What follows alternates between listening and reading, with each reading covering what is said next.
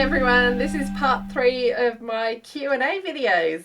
Alright, so next we got Sandra Tarpley on Facebook. How did you learn the techniques that you use in your gowns, like corsetry, pattern making, draping and fitting? So I was talking last time about how I sort of got into sewing and how I learned how to sew.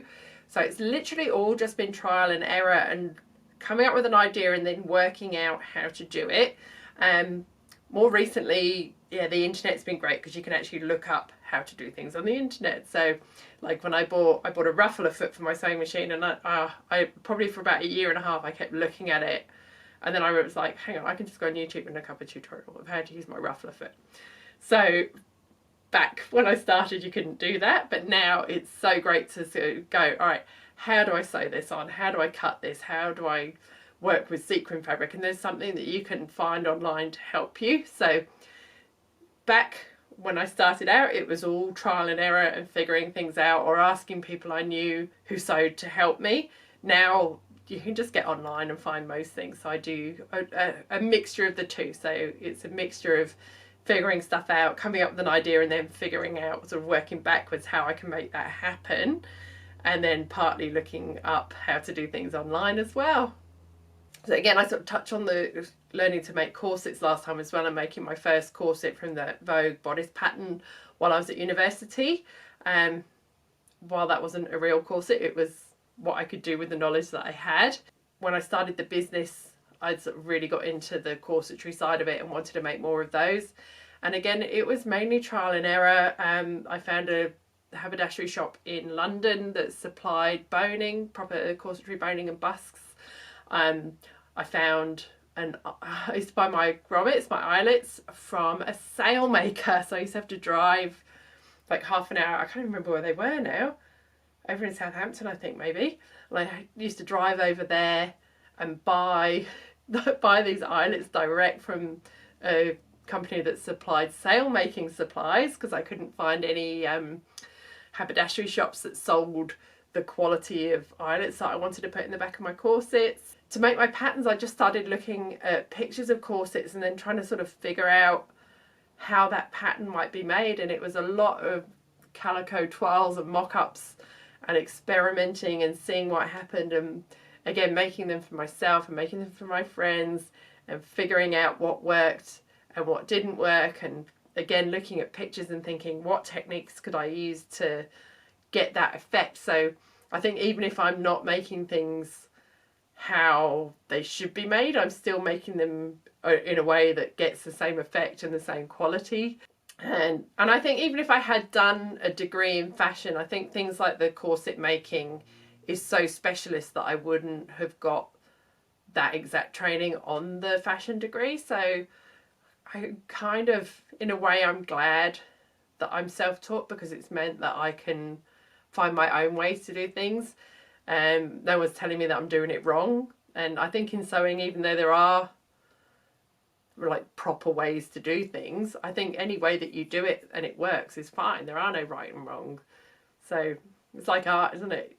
Just create and see what you can come up with. The fitting side of things, I started learning that firstly on myself after making lots of things that didn't fit me. I realised that I did need to try things on and try and fit them. Thankfully I had my mum around in those days to help me. It's a lot harder trying to fit things on yourself. I made things for my mum, I made things for my friends and learned how to fit on them. And then yeah, just lots of experience making for clients and fitting on a huge variety of body shapes. I've made dresses and corsets for people of all different proportions, different genders as well.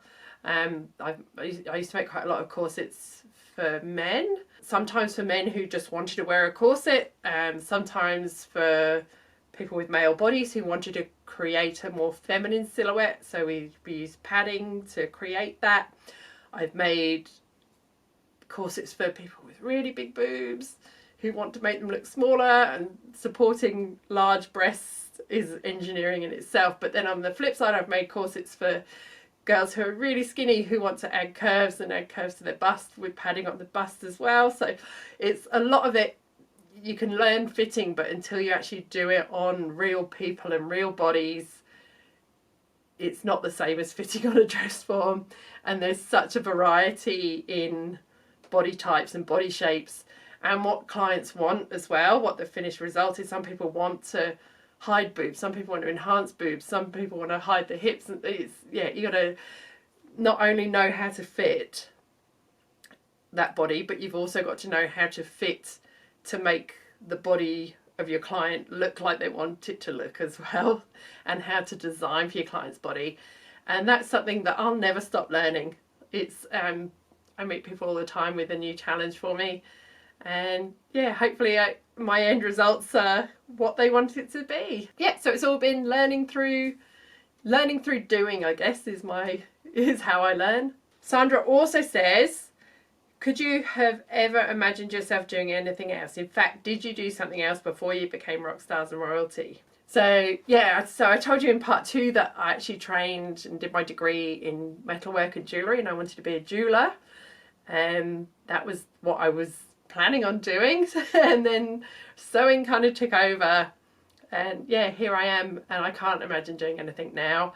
And I didn't really do anything other than working in retail and working in pubs while I was studying, and just while I was sort of figuring out what I wanted to do after I got my degree as well. This is all I've ever done. And I guess now, through making these videos, I've discovered that I do like teaching. So I was lucky enough to be contacted by CIT here last year, and I'm teaching as a casual teacher on the fashion diploma in Cert 3 here at CIT. So I think that is probably the only other thing that I can imagine myself doing, but I can't imagine ever doing it full time and giving up the actual sewing side of things. So hopefully I get to keep sewing for a long time yet, because yeah, this is what I love. It's what I absolutely love. So next we've got loads of questions from Babunette on YouTube. She came back and said, can I ask more than one? I said, yeah, and she sent me a whole list. So what is the internet sewing hack that you prefer, and the one you are sick of seeing pop up over and over again? I don't know. I don't really watch those kind of hack videos. I've watched a few in the past and just gone, oh, this is just stupid. So I kind of stopped watching them. So I don't really have a favourite hack. I guess my hack is, if you're stuck on how to do something, get on YouTube or get on the internet and find out how to do it. One that I'm sick of seeing pop up over and over again. Yeah, I don't know. Sorry, I was trying to spend less and less time on social media because it does my head in. So, and this isn't the kind of thing I watch. Sorry. Alright, so then Babinette says, do you usually have final design ideas when you buy trims and embellishments? Or do you just buy stuff that you like and wait until there's an occasion to use them? I used to do that. I used to just see something and go, I have to have that, which is how come I've ended up with more stuff than I'm ever going to use. So now I will buy what I need. Now sometimes I will see something and it will make me think of a design, and then I'll buy it to use in that design. I kind of did that with the fabric with the flora dress. I was looking for something else and saw this beautiful floral tulle online, and that's where the flora dress kind of came from, and then I found all the other bits to go with it. With the sunset dress, I came up with the design first and then found the flowers that I need, and that's what I'm trying to do more and more, because otherwise I just end up with stuff sat here. I've got stuff that I brought over from England with me 13 years ago that's still sat in boxes and hasn't been used. I'm trying to be really good and just buy what I need for each design. Or if I'm looking to do a new design and haven't got an idea, sometimes I'll look for the fabric first and then come up with a design from that. But most of the time now it's coming up with a design and then finding what I need for the design. Then Babinette asks, are you tempted to make your own trims from scratch, or is it just not worth it? It's not worth it. You can buy such beautiful trims and at such good prices that I'd rather spend my time. There's only so many hours in a day. So I'd rather spend my time sewing the actual dresses than making the trims. Although sometimes I will buy a trim and I'll add to it. Sometimes I'll make parts of it. So I made that beaded winged heart on the front of the Liberty dress, and that was kind of half made from trims that I bought, and then it was hand beading as well. So, but most of the time, yeah, I'll just buy what I need, and if it's not the right colour, I'll dye it, and if it's not got sparkle on it, I'll add some sparkle to it. But yeah, same with petticoats. I always buy petticoats because, again, only so many hours in the day and I don't want to be spending my time making petticoats, so I just buy them. What's the garment that you've made that you're most proud of? Oh, probably that first corset that I made from the Vogue pattern, that of PVC and plastic boning, because I had no idea what I was doing. And I made a garment that I could wear that looked like a corset, even though it wasn't made from all the things that corsets should be made from.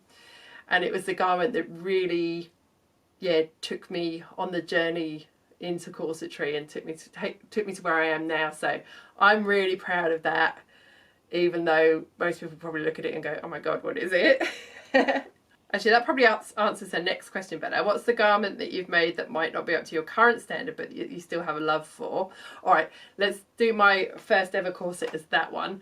And the garment that you've made that you're most proud of, I'd say probably not a single garment, but back in, I think it was 2014 and 2015, I had the chance to make 2 collections and show them on a catwalk here in Canberra.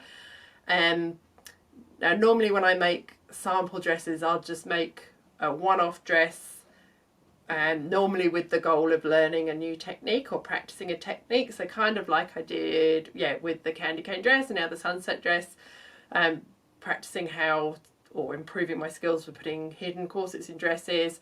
The sunset dress, it was that plus airbrushing. So to actually have the opportunity to design and show full collections was just awesome, and I absolutely loved it. I've got some of the dresses still. I've sold some, but I've kept some. So in my 2014 collection was called Le Motte inspired by my favourite ruined chateau near my mum's house in France. I've got videos up about that chateau because I'm now a co-owner. It's like, that's the most bonkers story. I'll put a link above. You can go and see my story of how I became a co-owner of a ruined French chateau. But this was long before that all happened, and my whole collection was inspired by the chateau. At that time it was a ruin with trees growing up through it, and my collection was inspired by the people who might be living in that chateau, in the ruins, what might be happening at night there. So one of my dresses is called the Raven, and I had the sunrise. If you want me to talk, I can do a whole video about these collections and show you each dress and how I styled it and what all my inspiration was as well. So that was 2014 was Le Motte Chandelier, and 2015 it was Cherries in the Snow. This time was inspired by a lipstick and the name of a lipstick, and for that one I collaborated with a florist. So we actually added fresh flowers to the dresses and the accessories the day of the catwalk show, and that was just, it was such a magical moment because those flowers were only there for that short period of time and then they were gone again. So I guess, yeah, that's probably what I'm most proud of, because it really gave me the chance to push myself as a designer, rather than pushing myself as a designer trying to learn new techniques. So it just gave me this freedom to create 2 collections, and I love doing that. It was expensive, it was exhausting. I don't know if I'll ever do it again, but I'm really proud of what I created for those 2 collections. And yeah, if you want me to film a video about them, or 2 videos, I'll film a video about each collection. Yeah, let me know and I'll tell you more in depth about each collection. Okay, so Babinette's next question is, what part of making the dress is the easiest for you, and which is the hardest or gets you less excited? I really enjoy the process of making the dress. I guess the bits I enjoy least are things like doing the hems and putting eyelets in, but there's no part that I really hate or put off. My favourite bit though is embellishments. I absolutely love cutting and pinning and sewing embellishments, adding crystals and just bringing that base dress to life. So yeah, I don't hate any of it. Yeah, so I guess the hardest part is making sure I finish all the sewing properly so I can get started on the embellishments, because that's a bit that I always really look forward to doing. Babinette's last question is, what do you wish you'd known or been told when you started sewing? Probably that commercial pattern sizing is completely unrelated to anything and to go off my measurements, not off my dress size, because I made so many things that didn't fit me before someone actually said just use your measurements and cut to that size. So that's probably one thing. And probably that it's addictive. You'll have more designs than you ever have time to make, more ideas than you'll ever have time to make. And that, yeah, once you start sewing, you never look at clothes the same again. I don't know about you if you sew, but I always see something and then I want to know how it's made, how it's constructed, what the pattern looks like. So I'm constantly looking at things partly from a design perspective and partly from a construction perspective. So I've been known to go up to random strangers and ask them questions about the clothes they're wearing. I remember I was in Vegas years ago looking at the construction of the corseted bodysuits that the waitresses wore in one of the hotels, and like she was there going, so there's boning here, and I'm poking her and like she's like, yeah, and then we do.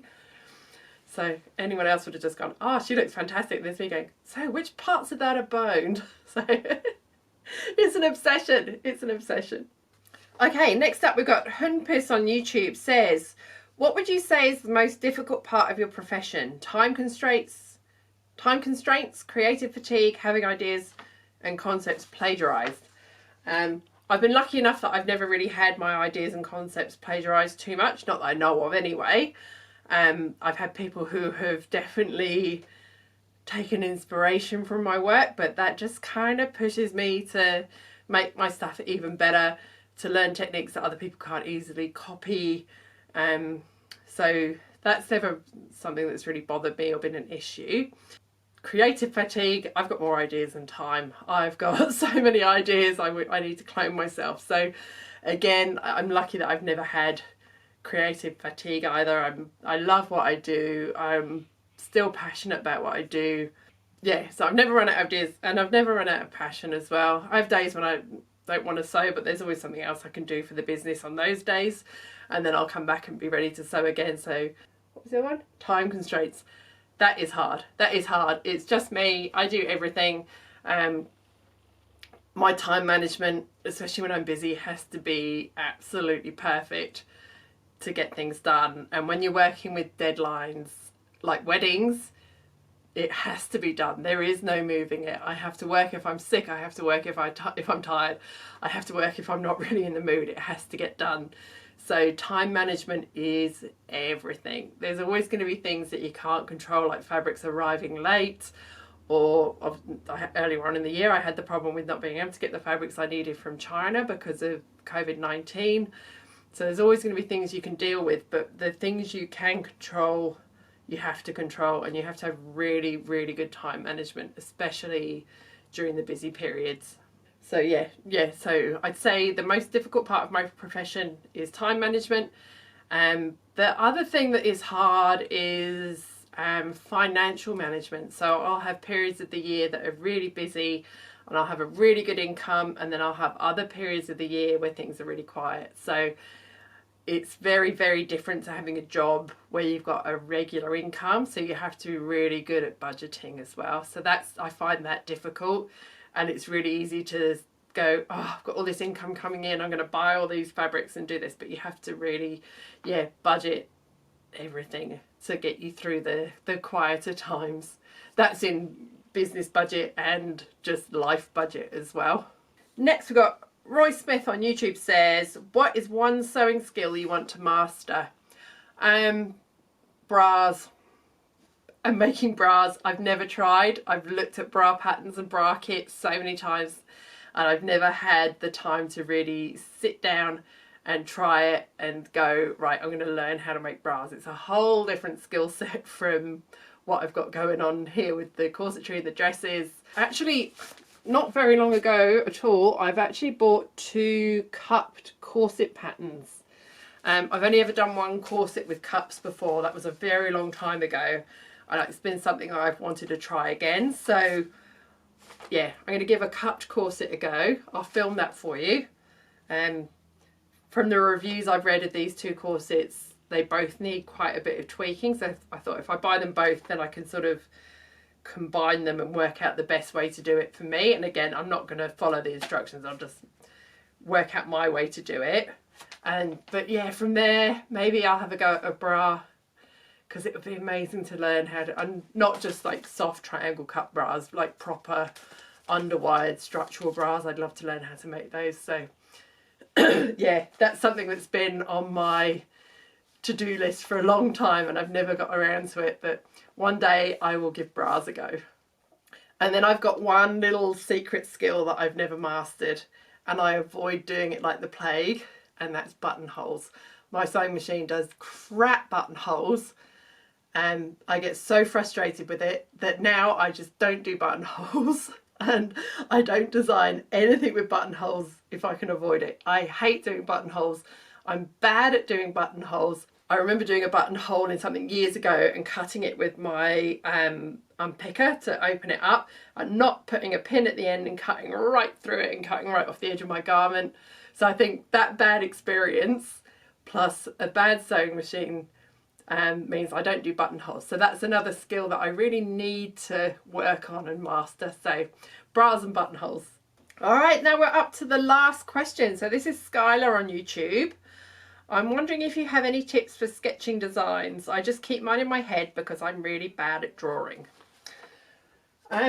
You can get online little outline drawings of people that you can then trace off and use for doing fashion drawing on. They're a really good starting point because you can just use them as your base for drawing. There's some great YouTube channels teaching fashion illustration, and Zoe Hong springs to mind. She's done some beautiful fashion illustration videos. I haven't looked at her channel for a while actually. Hopefully she's still making videos. Like most things, it's practice, and I think it's a really good skill to practice and grow if you do want to be a designer, because you can see it's great having it in your head and having an idea, but sometimes when you draw it down you can see bits that aren't going to work. And I think drawing and sketching is a really important part of the design process if that's the way you want to go. So yeah, look up on YouTube for people teaching fashion design, illustration. Get yourself the figure drawings that you can work off to practice drawing on top of those. And yeah, it's just time and practice and you'll get better at it. So that's it. We've reached the end of the questions. I hope you've enjoyed hearing me tell you a little bit more about me and my business. I hope I've answered some of the queries that you had as well for your own sewing and helped you there too. And a few other little bits in between. So I might do this again in the future. It's been fun. Let me know if you want to see videos about the two collections I was talking about, because I would be more than happy to talk to you about those if you're interested. And I'll be back soon with a new video. Thanks for watching. See you soon.